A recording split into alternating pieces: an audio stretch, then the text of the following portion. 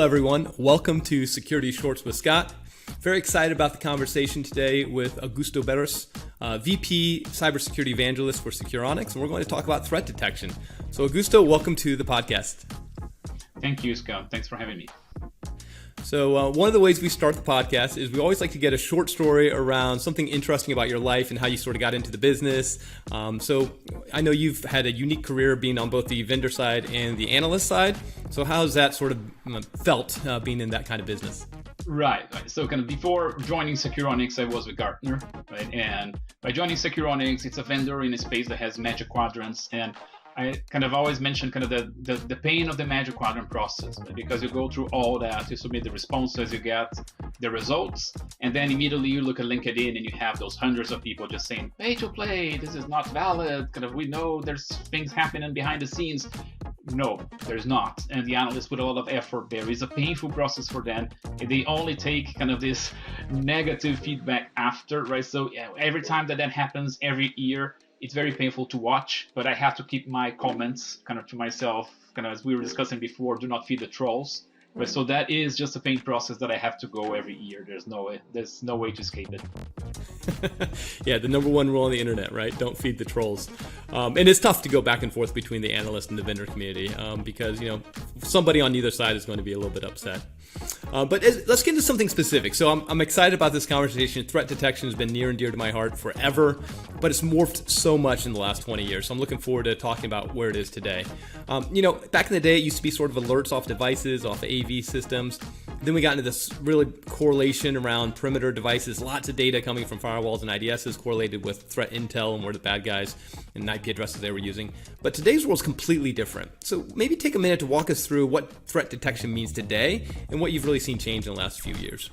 Right. Yeah, I like to say that kind of threat detection you can simply define as kind of looking for bad things, right? But it has changed a lot in the last kind of few years, and I say kind of it has changed in three ways, right? The first is where you look for things, right? Usually, kind of threat detection would mean the same thing as looking for bad things on your network, right? But today, I like to say environment because things have evolved a lot, right? You have the cloud now, you have SaaS environments, so many other places where this threat activity may happen. That is not only a matter of looking at network, you have to look at many other things, thus say in environment.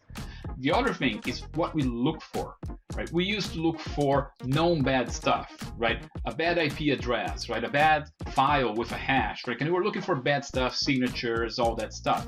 And I think we have been evolving. We moved to threat intelligence, and now we are on the place where we're looking for behaviors. And that's going to say the most important thing, right? The MITRE-ATT&CK framework brought us a standardized way to describe threat behaviors with the techniques. I think most successful threat detection technologies today will look for those behaviors. So I think that's kind of a good evolution because it's less brittle, right? Kind of you can have a behavior that uses multiple, right, kind of indicators, but you're still looking for just the behavior. And the last piece, right, kind of from the evolution of threat detection is how we do it, right? We used to use very simple logic, right? Kind of compare hashes, right? Kind of simple Boolean logic. And today we have more advanced analytics, right? So we can start using machine learning. We can start looking for the normal patterns of behavior from users, from devices, from endpoints, even for applications. And then we can start focus on kind of the situations where there's something abnormal happening, right? Not all anomalies are bad, right? But when you start looking at those MITRE techniques, right? And then you correlate that with anomalies in your environment, that's really where the value, where kind of the bleeding edge of threat detection is today. Yeah, it makes sense. Not everything that happens in an organization is from a malicious activity. There are people that get legitimate credentials. There's lots of ways that something that is unwanted by an organization can happen, and you got to be able to look at across all those different types of activities.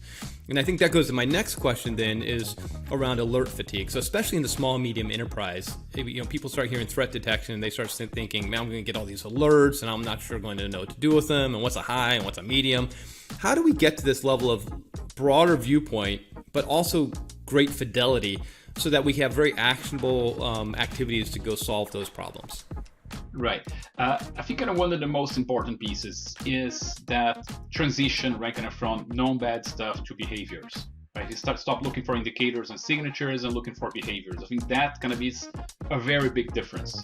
The other is being able to use, right, those more advanced analytics, where I can look for an anomaly. I can profile the normal behavior of kind of the many entities I have in my environment. So that also allows me to reduce the number of false positives without having to move to the too many false negatives, right? I can kind of look for those odd deviations of normal behavior that are normally more valuable, especially when they are related to the type of behavior, right? Kind of that I'm the techniques, right? The threat techniques that I'm looking for, right? And also, kind of the next step is adding automation. Kind of you're gonna have alerts, right? But instead of just putting them in the hands of analysts for them to do all the work by themselves, you can put the automation to do the investigation, the enrichment of the alerts, so they can kind of react faster, and they can also kind of spend more time in what matters, kind of on the response, than actually kind of just chasing for additional context to understand the alerts.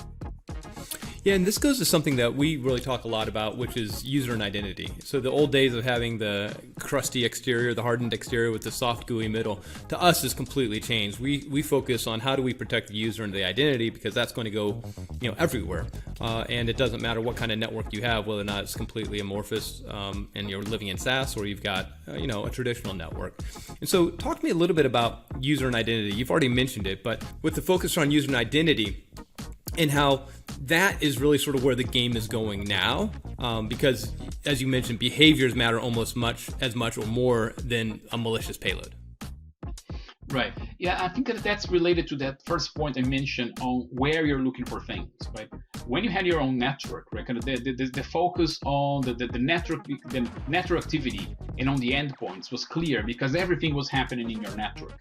Today, things are happening everywhere, right? You have SaaS applications, you have things like Office 365, so your users will be touching or will be interacting with certain systems that you do not have control over. They're not running on your network. So you need to move away from the network and start looking at other environments. And when you do that, you have to shift from the endpoint, from the network entities, to the only entity where you still have some visibility, and that's the user. Those are kind of the identities, right? It doesn't matter if it's happening on a third-party application, right? A SaaS application that you use, they're still going to be authenticating against your identity repositories. It is your users, so that's the entity that you have in your hands to monitor in this environment, right? So that's why it makes sense to move from the endpoints, the network activity, to the user activity, right? So you can be resilient to kind of monitoring these cloud environments.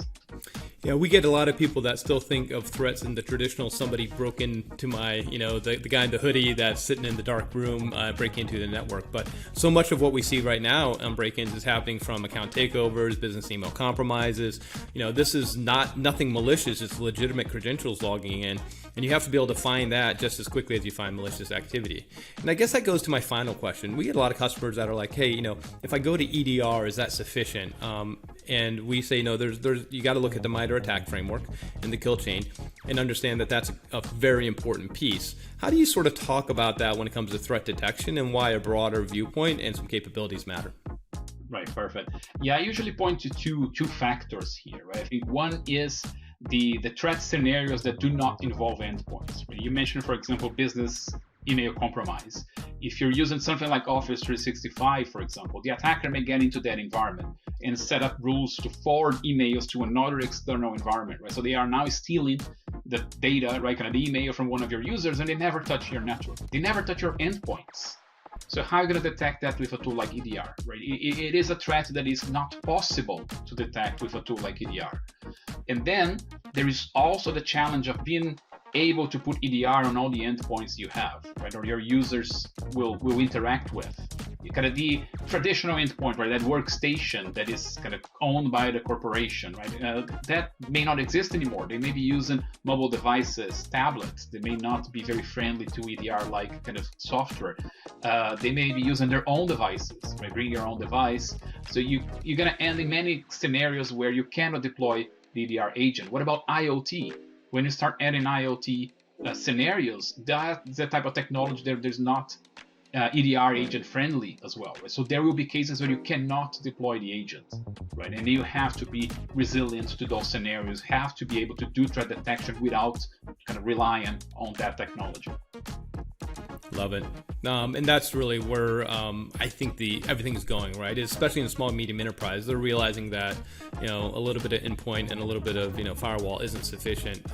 Useful, but a broader view of the kill chain and what's needed to detect threats across the entire components, all the different components, is important. So, Augusto, thank you so much for joining us. Really appreciate the time. Any final thoughts before we close? Right. Thank you, Scott, again for having me here. I think the final thoughts is just threat detection is exciting. Right? I am an optimist on this word. I think kind of we are doing kind of an incredible job to be able to detect all this threat activity. We're always talking about how the threats are evolving. We are evolving as well. Right? Kind of a lot of kind of very nice things on the analytics side kind of that are kind of being built for threat detection. So I'd say kind of keep optimists, and we can find them. We can stop them before they cause harm. Love it. Augusto, thank you again for joining us, and I think this will be super fascinating and interesting for the audience. Thank you. Thank you. And with that, we'd like to say thank you to Augusto for joining us for Security Shorts with Scott. And to all of you, we're right in the middle of the holiday season, so happy holidays to everybody in the U.S., and if you're international, to you as well. Thank you for joining Security Shorts, and we'll talk with you again soon.